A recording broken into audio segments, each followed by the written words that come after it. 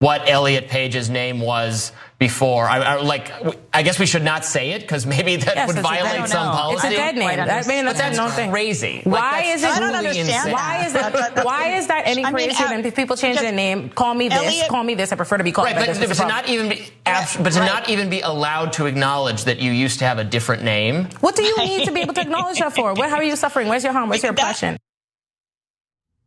Where's your oppression? I love that line. It's Olemi Olurin, and I hope I'm pronouncing her name correctly. I don't know how it happened, but the people over at the Hill messed up and actually ended up hiring someone who is on the left and knows how to defend the left aggressively, defend disenfranchised groups of people in this country aggressively. And would you look at that? It makes the show a lot more interesting when it's not dominated by right-wing talking points. Now I say that because what I'm about to show you is some of the most satisfying content, especially when it comes to debates involving the transgender community. There's this big debacle about, the right wing feels aggrieved that they can't dead name transgender people, which means referring to them by their previous name, which they obviously don't identify with because it's usually a gendered name and they don't identify with that gender, which makes it super traumatic for them. And the right wing knows that, but they think they're the victims. And what I love, and what you're about to see in these videos, is how they're called out on that. So let's watch.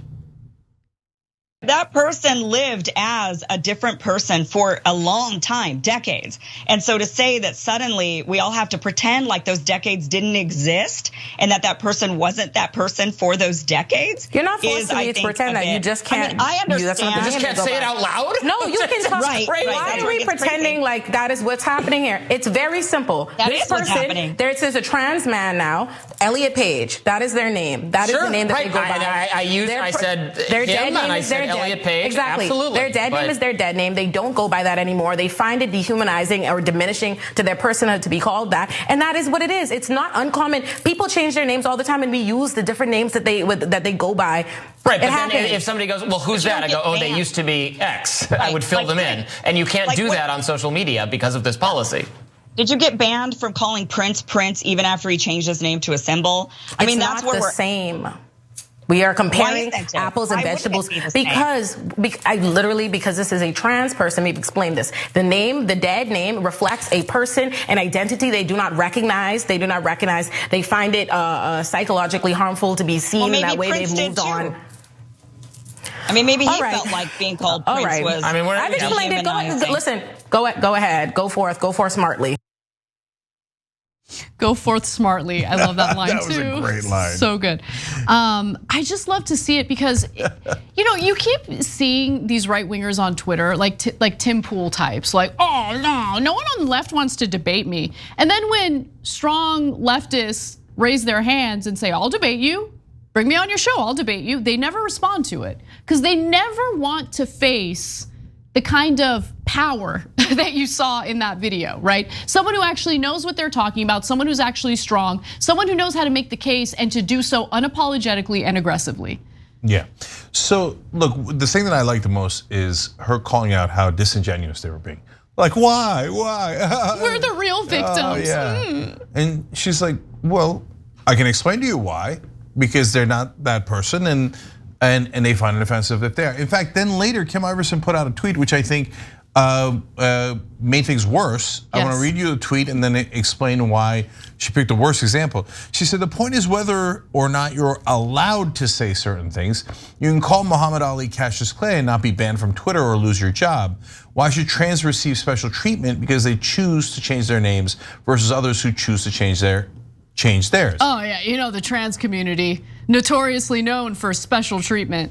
Yeah, so first of all, right now there aren't a lot of people that are changing from, converting from Christianity to Islam as there was in the 1960s.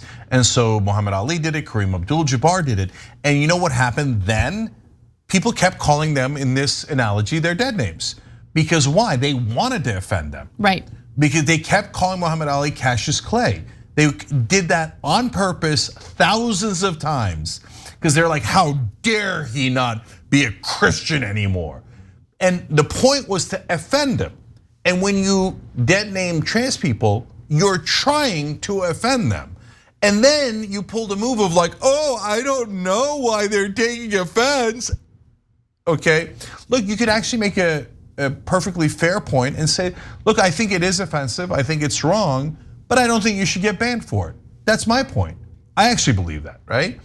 But don't tell us that you don't get it. They get it. Of course you get it. You're just trying to be the victim. 100%. I mean, there is nothing more obvious in this day and age than people who really have nothing to be aggrieved about, putting themselves in a group of the most aggrieved people in the country, right? Like, women have their reproductive rights stripped away from them, and all you hear from right wingers is, I can't dead name. People are asking me to be a decent human being. I don't like it. Like, stop crying. Like, the crying is unbearable. Like, they look down their noses at communities of people who are being brutalized and persecuted in this country, and they like mock them as if they're not being brutalized and persecuted, and then they put themselves in the position of being persecuted. You're not persecuted, Kim Iverson. You're not even qualified for the job you have, and yet here you are opining on what's happening in politics when you're not qualified to do so. Literally one of the dumbest people I've heard in the news. Yeah. Like, it blows my mind that the people over at the Hill are like, no, we really nailed it with her. Nailed it. Doesn't matter. I mean, look, there's 2 against 1 there, but it's still. And she got dunked on hardcore. Like, easy to take on 2 idiots at once. Okay, so one more thing about Muhammad Ali. Reporters would constantly call him Cassius Clay because they wanted to offend him, and Muhammad Ali would not answer their questions. Why? In a sense, he was doing what Twitter was doing. If you're gonna call me the wrong name because you wanna insult my beliefs, well, then I'm not going to answer you. I'm gonna act like you don't exist, because you're acting like I don't exist, right? And so I think Christianity oppressed my people. That's why I switched to Islam. That's my belief, Muhammad Ali said. So if you call me by my given Christian name, that is deeply offensive to me. So I don't need to be nice to you when you're trying to hurt me. That is a very fair point, and it actually does apply to the trans community. And right now, everybody on the, not just the right wing, every but rich person, every person in the world is like, I'm so tough. I beat up on the most disadvantaged community. I'm so brave. They have no power to push back at all. It hasn't hurt me at all. In fact, it's helped me with all my sales. I beat up on trans people for a living. I don't understand why they're so upset, right?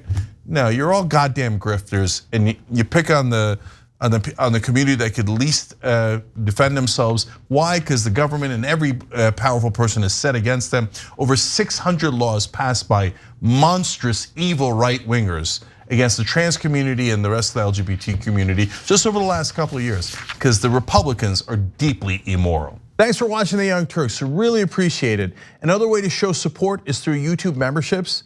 You'll get to interact with us more. There's live chat emojis, badges. You've got emojis of me, Anna, John, JR, so those are super fun. But you also get playback of our exclusive member-only shows and specials right after they air.